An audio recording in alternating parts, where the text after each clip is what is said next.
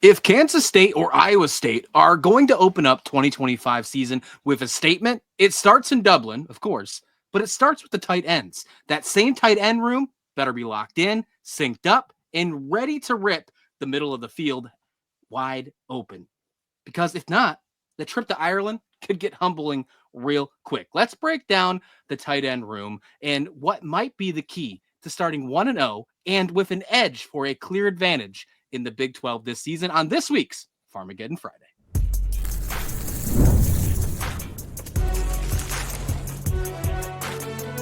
You are Locked On College Crossover, part of the Locked On Podcast Network.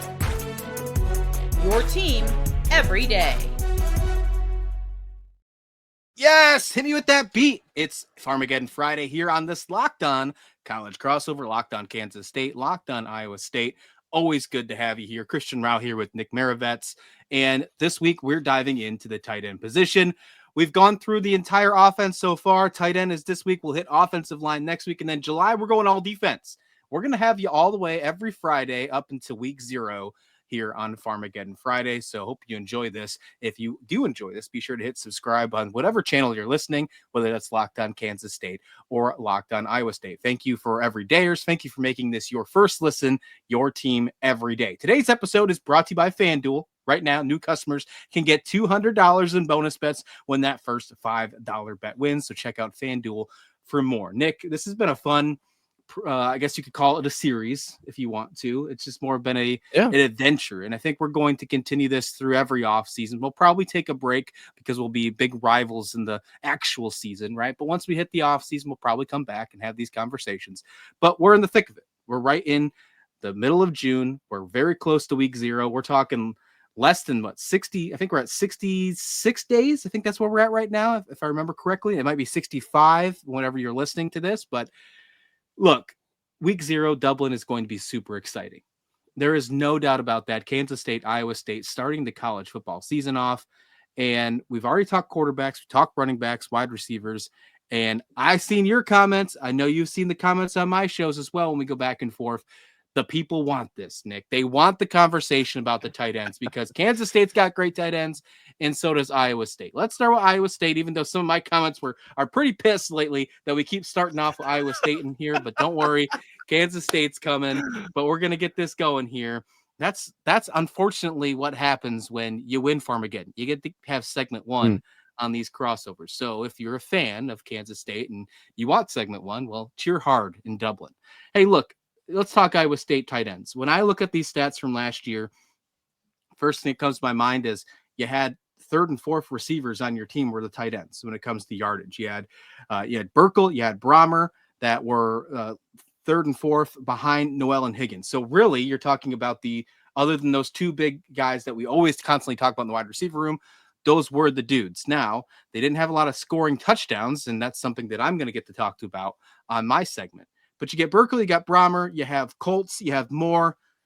Does that room still look the same? What is the Iowa State room looking like in going into this new season? Is it the exact same room, or do you have some newcomers? What's the most exciting thing about this tight end room that should make you excited if you're a Cyclones fan or worried if you're a Wildcats fan heading into Dublin? This tight end room is loaded. I'm not going to lie to you. Kansas State needs to be worried about the Iowa State tight ends. I mean, just to be completely frank, you talk about those guys from last year, Brahmer, Burkle, really stepped up late in the season. Burkle, kind of the guy late in the season. Obviously, that Pop-Tart Bowl performance, second to none. But you ask what I am most excited about. Cooper Alexander, redshirt freshman last year, redshirt last year, redshirt freshman this year. I mean, this guy, it sounds like I've equated it to the way people talked about Mahomes before he was Mahomes, when he was behind Alex Smith.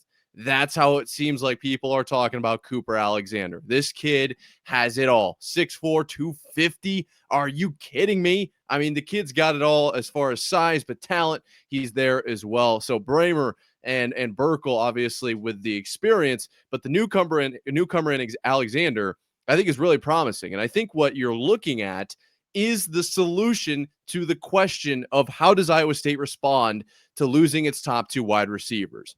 You're obviously going to have Sowell and Townsend, right? Those are going to be guys that are going to step in and they're going to try to fill that void.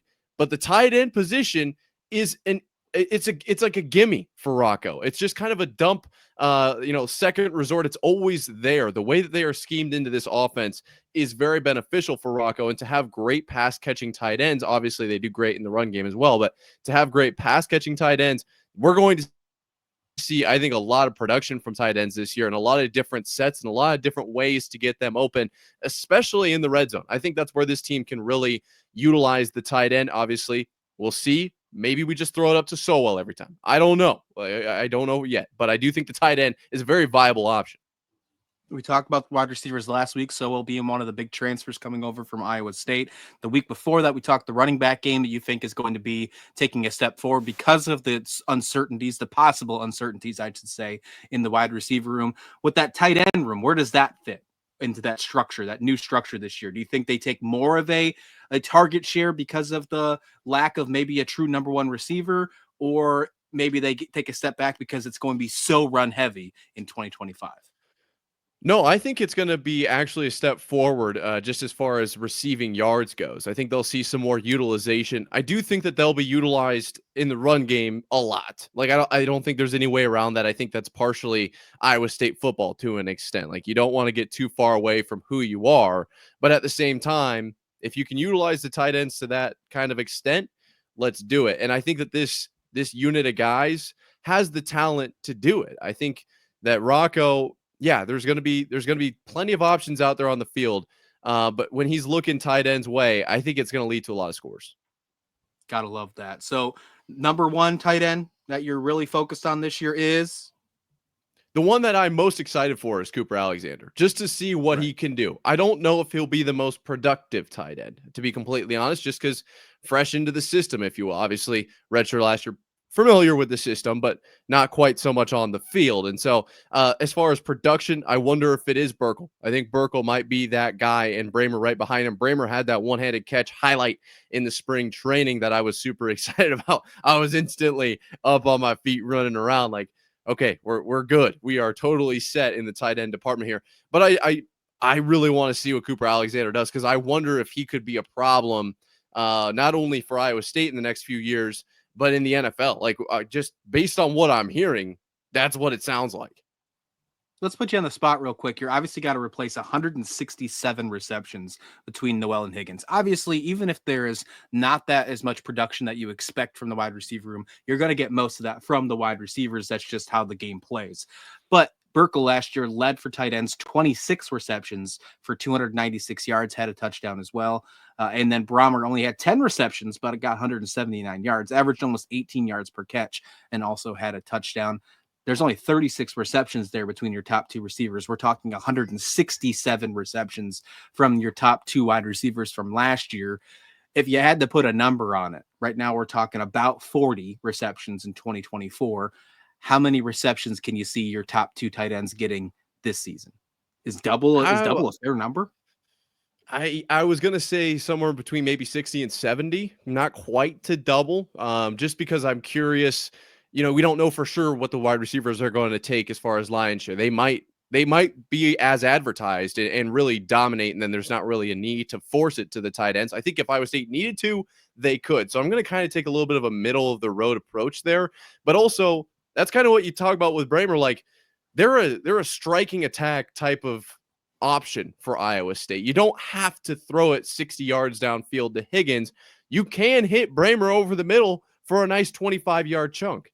And that's kind of the duality of the tight end position. Do you go to them consistently and lean on the tight end and then use that in play action, and it's this whole web, or do you kind of shy away from them and catch the defense sleeping for that deep strike? Iowa State could go either way. I think that they have the offensive mind to do either one. I'm guessing they'll lean a little bit more on the tight ends, obviously, than last year, and put them at about that 70, maybe 65 mark. We're going to talk about this in the future when we get the defensive side, but Kansas State has a lot of new faces in the linebacking core coming over from the transfer portal. They do have a guy named Austin Romaine, who is absolutely insane, arguably one of the top linebackers in college football. Obviously, when you think about the linebacking core, You think about how they protect against tight ends. That's kind of goes hand in hand when you think of apples versus oranges, red versus blue, and in this case, maybe red for Iowa State. Not sure. Do you guys still wear red? I'm not really sure how that works. And it's be red, maybe black against purple. I don't know. I don't know. I heard that there was a quarterback that just got flipped to Alabama because he actually wanted to wear red. Is that true? Okay, sorry. That's as far as I'll go with the jokes on this one. We'll talk recruiting in a minute because I think Kansas State still has the upper hand on something else. But I digress. Linebacking. What do you think about the possibility of getting these tight ends against linebackers? You like their speed, you like their separation. What's your thoughts on that? Yeah, I'm not too concerned about this as far as a one-on-one matchup or whatever. I think you have to scheme to stop this tight end core. We got a ton of size. Bramer at 6'7", Burkle at 6'6", and then Cooper Alexander, the smallest of the bunch at 6'4". Literally the smallest tight end other than Keaton Roskop at 6'3". These guys are big dudes. I'm not too worried about the size battle. I think they've got the speed. We've seen breakout plays from these guys. I think you have to scheme for these tight ends. I don't think you could throw a linebacker one-on-one and call it a day. I would like to congratulate you, and not because of this impressive tight end talk, but because we've made it an entire segment without making one reference to Frozen. Next, coming up right after this, let's talk about this side, Kansas State side of the tight end room, why I think they're going to be an absolute unit in 2025, not just Dublin, here on Farmageddon Friday between Locked On Kansas State and Locked On Cyclones. But first, Nick, the NBA season, the MLB season is heating up. And with every game brings clutch hits, standout pitching, unforgettable moments from walk-off homers, no hitters in the making. There's no shortage of drama on the diamond and no better to get in on the action. I mean, I'm having a blast. I know I'm a Kansas City guy, Kansas City Royals right in the area. Jack Caglione just hit his first home run the other day. But man, watching Paul Skeens for the Pittsburgh Pirates is absolutely incredible. Tarek Skubal for the Tigers as well. That's a series that's going on a doubleheader that just happened yesterday. Those are what you want when you are sitting in on this amazing app with the most beautiful interface of FanDuel. FanDuel makes it easy to stay in the game before opening pitch. 2 live player props, performance trends, same game parlays. That's always fun as well. In a baseball game, fans have way more ways to play smart, and win big. So check it out. If you're new to FanDuel, it's the perfect time to sign up. Head to FanDuel.com, place your first $5 bet, and if it wins, you'll get $200 in bonus bets. Who's your team? Who's your baseball team? You got one? Let's go Giants. San Francisco Giants. Oh, Rafael Devers. That's a big one right now. Big trade that just happened over there. So check that out with FanDuel, the official betting sports partner of the MLB. Make every moment count with FanDuel. I think Iowa State is going to absolutely crush the tight end game this year. I think I've made that pretty clear. There are 2 keys to Iowa State succeeding this season. It's the tight ends and the linebackers. And you're here with 2 powerhouse podcast crossover right now, Locked On Kansas State and Locked On Cyclones. Christian Rao, break down the tight end room in Kansas, I suppose in Manhattan for Kansas State for me, because I assume, and now maybe this is just me being a little silly goofy, there's no way it's better than Iowa State, right? I mean, everyone here that's listening just heard how good Iowa State was in that first segment. Can Kansas State top that, or is this going to be a little bit of a weak point for the Wildcats this season? Whoa, Nick, first of all, I'm going to have to introduce you to something called Google. That's the first thing I have to introduce you to because Kansas State is electric when it comes to tight end rooms. I mean, it might arguably be their best position group in the entire world, right? So hold on a minute, hold your horses, okay? I understand the bias here, but okay, maybe be a little humble, maybe back up a little bit.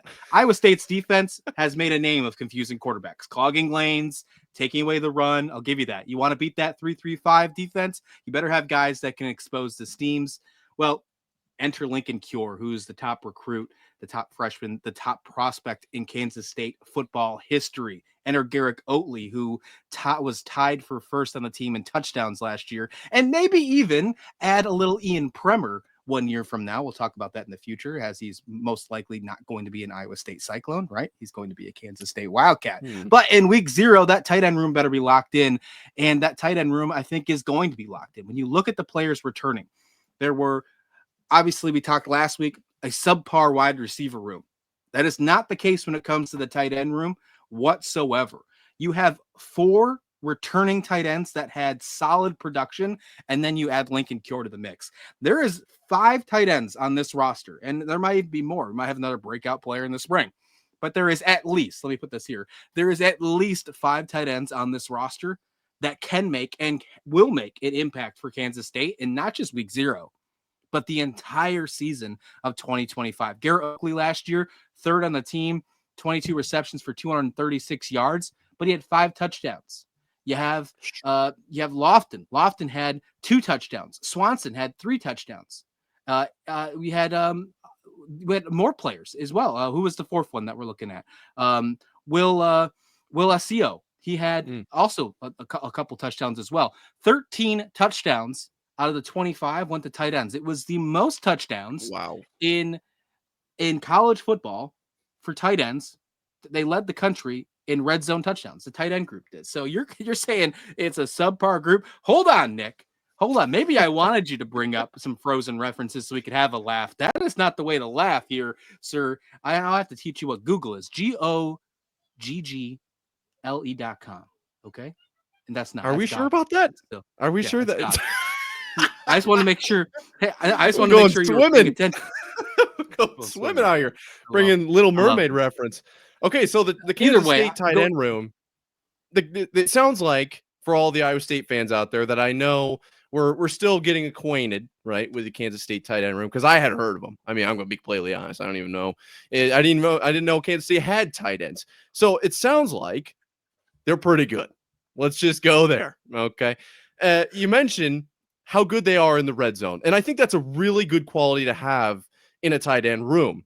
The red zone is one of the hardest spots in the field to score from, other than I guess maybe you're inside your own 20, right? That's a long ways to go. But if you break one, it's kind of just a race. Once you get inside the 20 in that red zone, it's a chess match. It's the field is shrunk. There's no longer the deep threat. Those tight ends, if you can utilize them in the red zone, it's key to an offense. Now, I ask you, because I'm just genuinely curious, do you think Kansas State will utilize the tight ends more in kind of the alumni section of that field, that deep strike area of the field, the midfield, if you will, or in the red zone? Do you think they'll kind of lean on the production they got last year and then kind of use other options to lead up to that? I hope so. And I'm still laughing about me saying goggles instead of Google, by the way. So I'm not going to ever live that down. I'm a journalist. That was not on purpose. I can't even spell right. I'm having a great time with that one. I hope so, because look, the red zone, obviously scoring is important. I mean, the team with the most points at the end of the game wins. Not sure if you knew that or not, but I really do hope that they get more of utilization of the tight ends, outside of the red zone, because it's important. And because of how the rest of this team looks this year. We've gone about it in the past, talking about it in the past couple weeks. This running game is explosive. They're fast. They're not afraid to go outside the tackles. DJ Giddens, absolute workhorse last year. I think there's going to be multiple players that to replace him at that type of level. And I think they'll find a way to do it in the aggregate, but it'll be a different type of replacement. I think it'll be speed that they rely on. You have size with the wide receivers. You have a big guy in a short yard situation. All of those screen potential for stealing the spotlight from these tight ends in those red zone situations. So if you want to have that same type of production, and by the way, I just mentioned there's 5 tight ends that I think could have production. You also want to make sure they all eat, right? You want these really talented players all have the opportunity to eat, because if you don't, then there's this really unfortunate thing called the transfer portal that happens twice a year, and you don't want that to happen in the coming years moving forward, and you don't want it to hurt incoming recruits, which we're going to talk about here in just a moment. So I really hope they find some ways to do that. I think they will. I'm really excited what Matt Wells is doing with this offense. I think he's going to have a really interesting way. I think that, put it this way, and this might be a bold take. Iowa State fans might not like this, but I obviously think Kansas State's going to win the game against Iowa State. I think that would just be a dumb thing for me not to believe that in the middle of June. I think Matt Wells is going to surprise so many people with the way that he has this offense humming against the Cyclones, 3-3-5 or not, with the play action from Avery Johnson, with a dual threat from Avery Johnson, the speed from Dylan Edwards and Jace Brown, and the electric play of possibly 5 different tight ends making the noise. That's all they're going to talk about on these big media networks. heading into the first week of the college football season because we're week 0, right? They're not going to talk about the other games. They're not going to be talking about Hawaii. They're going to be talking about Iowa State and Kansas State. They're going to be headlining the conversation on Sunday, Monday, Tuesday, heading into the first week of college football. And I think the number one conversation it's going to be is how this Kansas State offense is absolutely humming. And that is going to be a big reason for these potentially 5 tight ends that could make a strong impact. I mean, Oakley, guaranteed to be an impact. He's going to be a stud. I think Swanson's going to make a bigger impact as well. We'll see if we get the others as well. And then Lincoln Cure, we don't know what to expect from him right away. I thought there was a possibility that Lincoln Cure might actually be seen as a wide receiver year one as a freshman because he stepped back. He didn't come for spring ball. He stayed back. He played with his high school to win a state championship for track. And I thought, hey, if you're running track, you're probably not going to be in the football weight for a tight end. Like, to me, that wasn't really putting together. But he put on a lot of good football weight. He wound up winning that state championship, and he's already making these coaches super impressed. And I think they can't wait to just put in a couple packages for him right away. I think we're going to see the freshmen shine. So I am really excited to see what this Kansas State tight end room. I'm probably more excited about this room than any other room we'll talk about during this series. That's interesting. 5 is a lot. 5 is more than 4. 5 is more than 4. Wow. Goggle it. Okay. Just, you can find out for yourself that 5 is more than 4. It sounds like Kansas State may be going to be competitive in the tight end game, but can they step it up? Can they get even better? We'll talk about that coming up right here after this.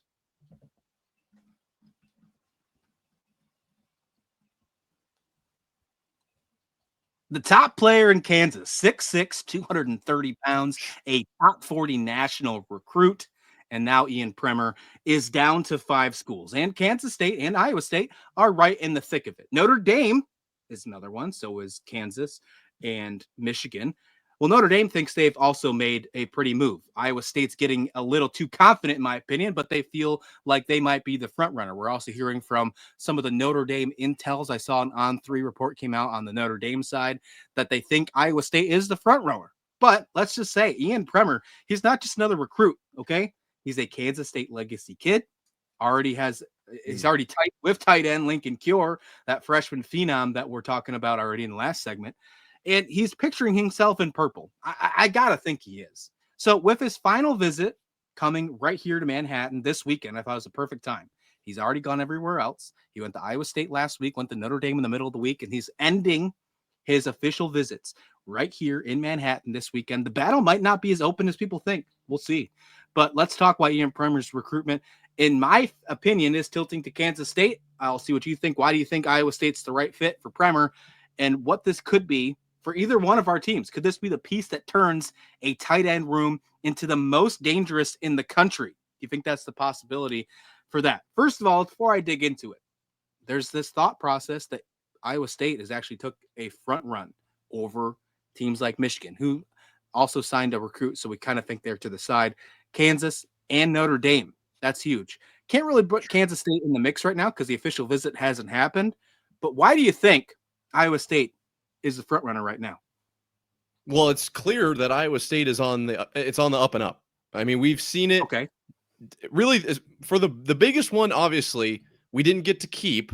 Okay, we didn't get to keep Jet Tamala, but a 4-star recruit committing to Iowa State and then choosing Alabama. That's Alabama quality quarterback choosing Iowa State. Like Iowa State, I've talked about how we're making this step towards once you get better, it's exponential. We're on that swing upwards now where real legitimate recruits are genuinely seriously considering Iowa State. I know it's not necessarily like super like normal. People are probably still like, that can't happen. That's what are we even talking about? But that's where Iowa State is right now and where they will be. I think the Iowa State, as far as tight ends goes, if you want to get specifically into that position group, is a great spot to come and develop as a player.